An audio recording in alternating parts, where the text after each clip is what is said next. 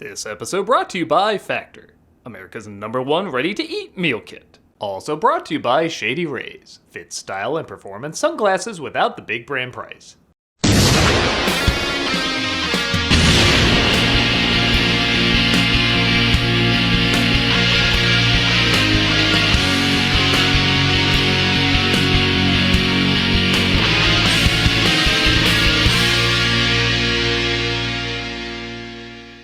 Hello, I'm the Nostalgia Critic guy. Remember it so you don't have to. You know what doesn't translate well around Christmas? Nutcracker. Don't get me wrong, millions of people watch the ballet around this time of year, but when it comes to any movie or TV adaptation, usually they're pretty weak. And the reason for that might be the story is weak. But that's kind of the idea. It's a backdrop for pretty music, beautiful dancing, and creative scenarios. Nobody's really gonna analyze the story arc of the Nutcracker or the Rat King, so it's no surprise so many adaptations don't work. You know what else hasn't translated well? Tom and Jerry. After their incredibly successful run at Hanna-Barbera decades ago, the duo have never been able to have the same amount of creative or public praise. Okay, I have a soft spot for the live-action film, but acknowledge the worst part is the live-action film. The animation on Tom and Jerry is the only thing that works. But surprisingly, people say mixing this that hasn't translated well and mixing this that hasn't translated well, translated well.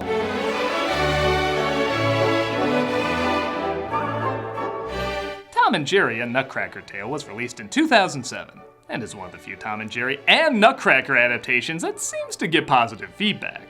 Okay, nobody's calling it a masterwork or anything, but people that are fans of the two seem satisfied with this combination.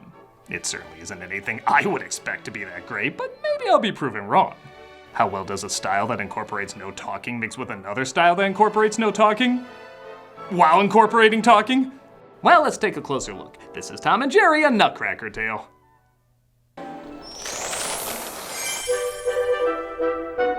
Well, any movie that opens the same way as Batman and Robin has to be good.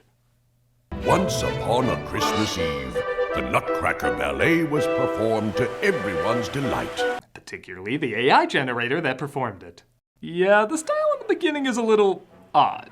Sometimes it looks like a regular Tom and Jerry short, and other times it looks like the little golden book version of Black Swan. Yeah, censored one. King of the cats, that's what he is. Taking all our sustenance. Like it was really his. Outside, we see Tom and his cat pal singing about their leader, the King of the Cats. As you probably put together, the role of the Roans has been changed from villains to heroes, which is actually kind of a clever change. But he's really something special. James Lipton's final performance? Also, am I crazy, or did this Nutcracker music sound like it hijacked by Master of the House? Everybody raise a cheer. Maybe because we know he's here. Everybody raise the glass. Raise it up the master's arse. Everybody raise a cheer to the King of the Cats. Everybody raise a glass to the master of the house. No, silly me, it's the Bitten in the Butt song from Animaniacs, my mistake. Bitten in the butt, got an for tear, took a little nibble from the derriere. Jerry and Tuffy are sad as they have to wait a whole year for another performance of Nutcracker. Nothing for Jerry in this empty place, except his love of the ballet. From that angle and with that animation, I might love ballet too. Jerry dreams of dancing, but sadly he has rom-com main character syndrome and is a total klutz. Move over, bead scene from Cinderella. We have other animated mice doing questionable things. Suddenly, magic, I guess, as Jerry is transformed into the role of the Nutcracker Prince, complete with great dancing. Random magic continues as the toys around him come to life as well, including a ballerina from a music box. Oh boy, this'll be just like the Steadfast Tin Soldier. That has a happy ending, right? Disney wouldn't lie about Hans Christian Andersen, right? A Mouse King needs a kingdom too, even if it's built on fragile magic. Fragile? Literally God is looking at this thing. I gotta up my game. The color and lighting in a lot of this is pretty impressive. It reminds me of the few times Hanna-Barbera put extra time into their backgrounds to really give more atmosphere outside of just slapstick comedy.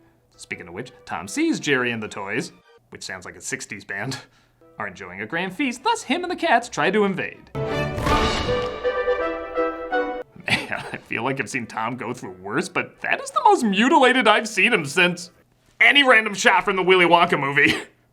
The random magic changes the cats into soldiers, and of course the Cat King into a Cat King. Oh, Jerry, what should we do? I don't know, I literally just found out right now you can talk!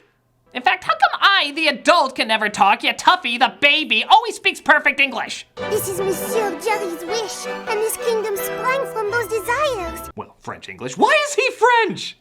Oh, Mr. Cat, I have a present for you. Me? Oh, it must be real. There's no way she could guess my last name was Cat. Jerry and the toys escape, leaving the cats to get blown up. Somebody do something! Am I crazy or like half the reactions to the slapstick like something out of a torture museum? Their escape is short-lived though, as Tom grabs them and plans to blast them out of a cannon. Oh boy, this isn't gonna age well. Oh, sorry, in past Tom and Jerry cartoons when the cat with a black face shows up, I get a little nervous. The ballerina is left behind as Jerry and the rest are blasted through all the different backdrops in the theater.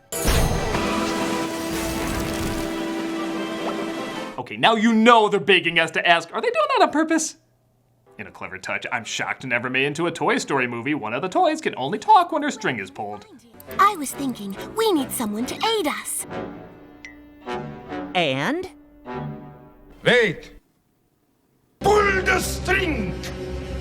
And I have this tag that reads, The Toy Maker. So they decide to find the toy maker while the king sends Tom, who he always calls Tim, which is pretty funny, Tim, take all the men you need and make sure that mouse never comes back. to finish them off just in case they make their way back.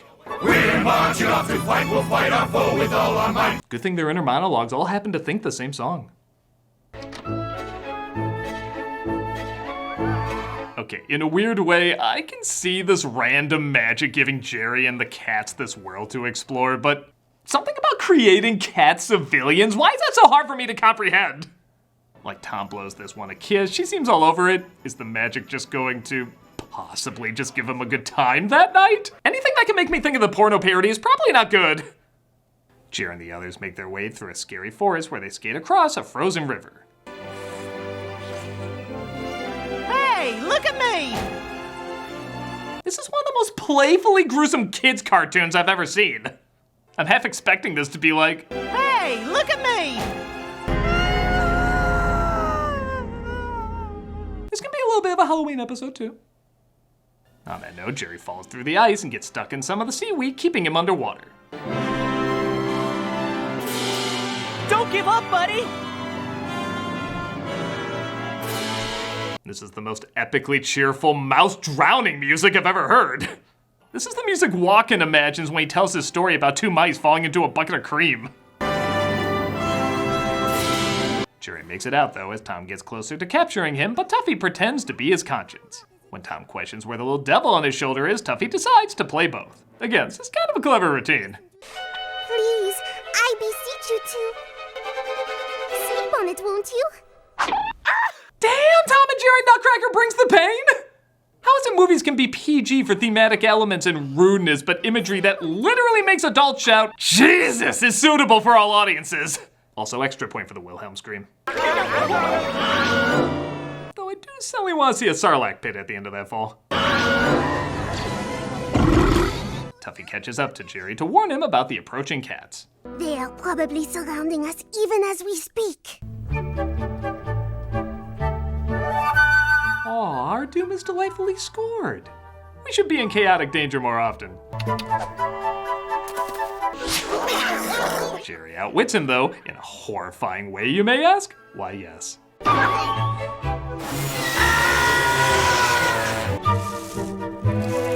Every moment of violence looks like there's gonna be a Sarah McLachlan song accompanying it. This is basically what people saw when they first watched The Happening. They outwit them too in a way that's pretty funny. You know, we really are the wrong people to do this. And our heroes make a run for it. I'm glad the special knows the importance of getting Tom's yell right, because man, it can take a moment that would be lackluster and suddenly make it hilarious.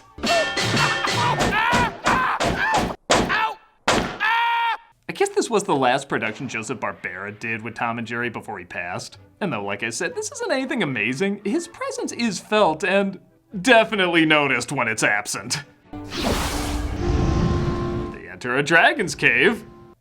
Okay, I guess I won't fight seeing a dragon in Nutcracker. As the scaly creatures are sleeping and they have to get back the elf's head, which fell off earlier.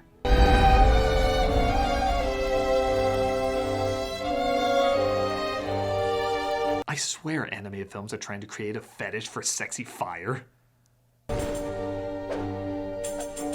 Why, thank you, erotic element. Then the dragon wakes up, but Jerry tries to lure him back to sleep, of course using the music from the ballet. I guess I can go back to sleep and dream about my titillating breath. Seriously, what was that?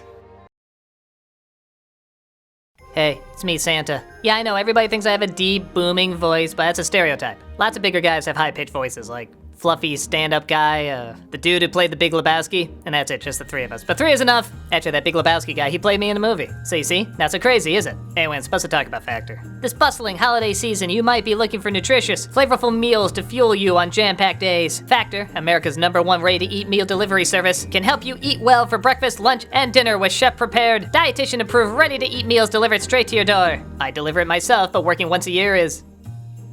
I might be lazy. Anyway, you'll save time and stay on track with your healthy lifestyle while tackling all your holiday to-dos. Cross meal prepping off your list this holiday season with Factor, which...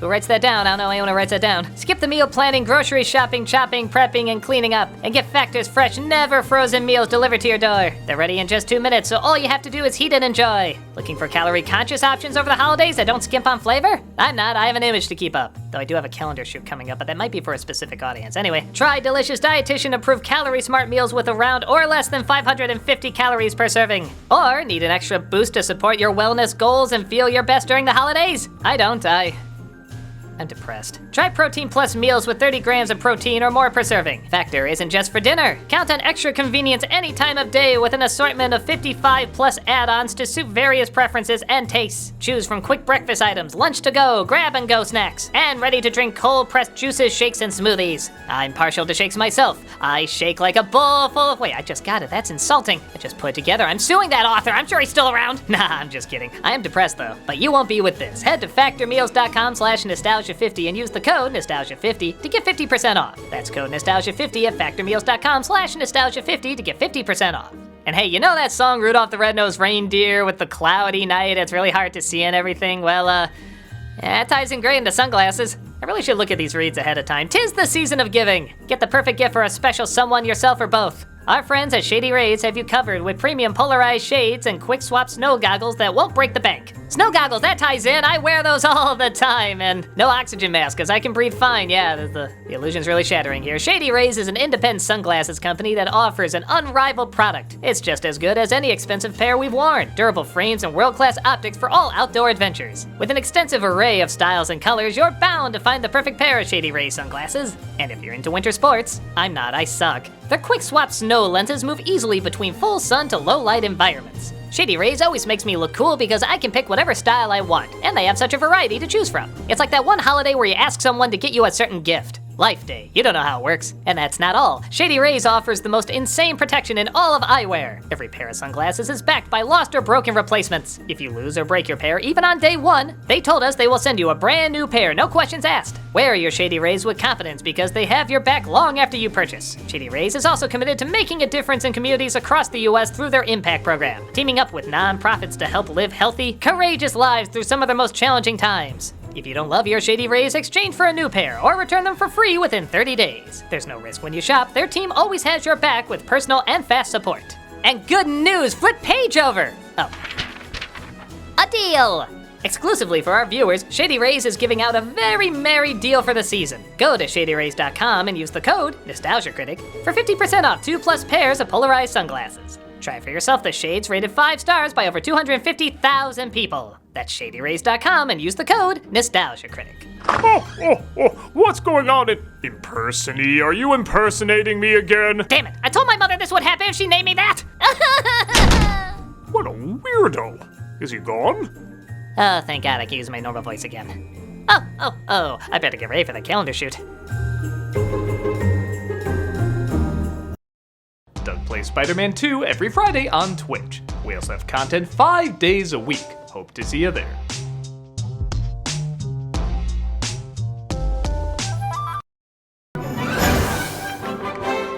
Oh, they're at a carnival now. Alright.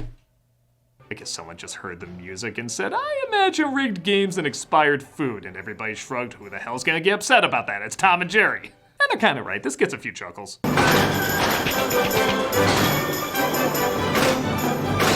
No, really, his expressions could be a Faces of Death cover. We cut back to the ballerina trying to escape, which honestly serves no purpose except to remind you she's in the story, and sometimes I think the animators like drawing her too much. As we cut to even more shenanigans with Jerry and the gang escaping Tom.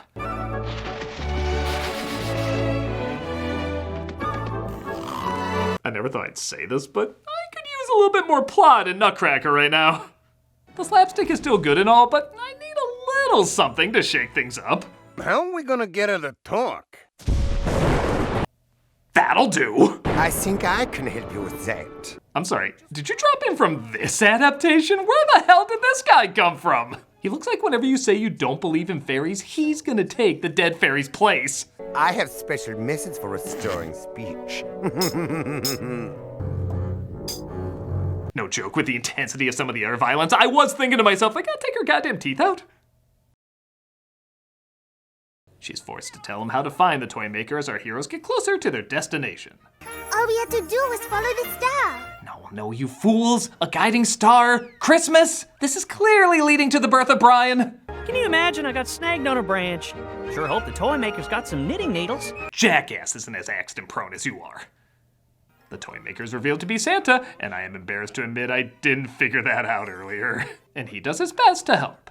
When the sun rises, the magic that created your kingdom will fade. If you fail to reclaim your throne, it will remain the domain of the cats forever.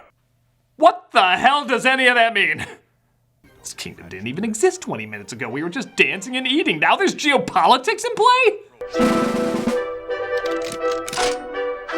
Santa gives him an army of toy soldiers, which Jerry leads to take back the land. Why do I love that this one soldier is a little off from the others? Like the animator said, one of them would be drunk. Lower the drawbridge! Ah, the supporting cast I forgot was even in this! Our mice pals get eaten, but the horse returns to redeem herself. The sun comes up, resulting in the magic fading as the cats are literally kicked out of the show and back into the alley. But oh no, the day isn't saved yet. Really? Because there's literally just 3 minutes left.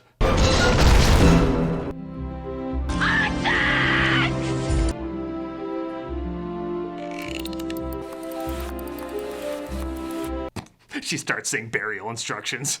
Jewish funeral, no glue factory. But random magics are back to life, and now she can talk even without a string. Now that's what I call a happy ending. Wait, were they watching the whole... Wait, what? Is a backwards talking dwarf gonna announce this was a David Lynch production? What the hell is going on? And that was what many fans say is one of the best Tom and Jerry productions after the original shorts. Yeah, it's alright. I can't say it has quite as much in it for adults like the original shorts, but the slapstick is still decent. A lot of the animation can be pretty to look at. And like I mentioned, it does seem more geared towards little kids. But having a younger target audience isn't a bad thing, and as those go, I think this has enough decent moments. The music, most of the time, matches the animation. There are a few moments where it doesn't quite work. But you do give it a little leeway because it is a direct-to-video movie. And honestly, for 2007, this is more effort than I would expect. I don't know if I would watch it again, but if you're a Tom and Jerry fan, there's a corny elegance to it that has just enough laughs and creativity to be worth at least one view. I'm a Nostalgia Critic guy, remember? So you don't have to.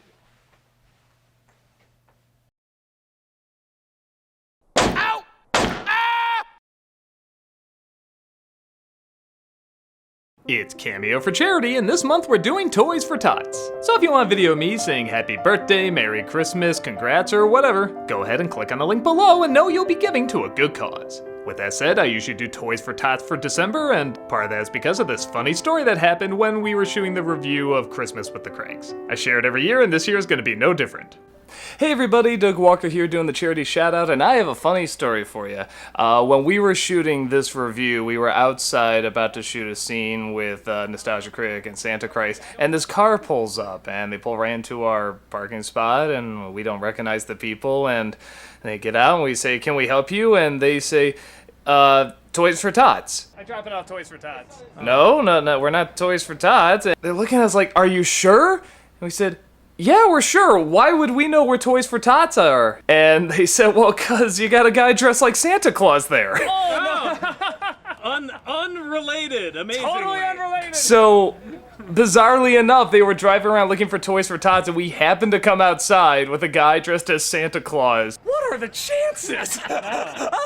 And I took it as a sign. There you go. So, click on the link in the description, get a cameo from me, and be giving to a wonderful organization. Donate to Toys for Tots. Yes, They're it's a awesome. good organization. Santa Christ approves.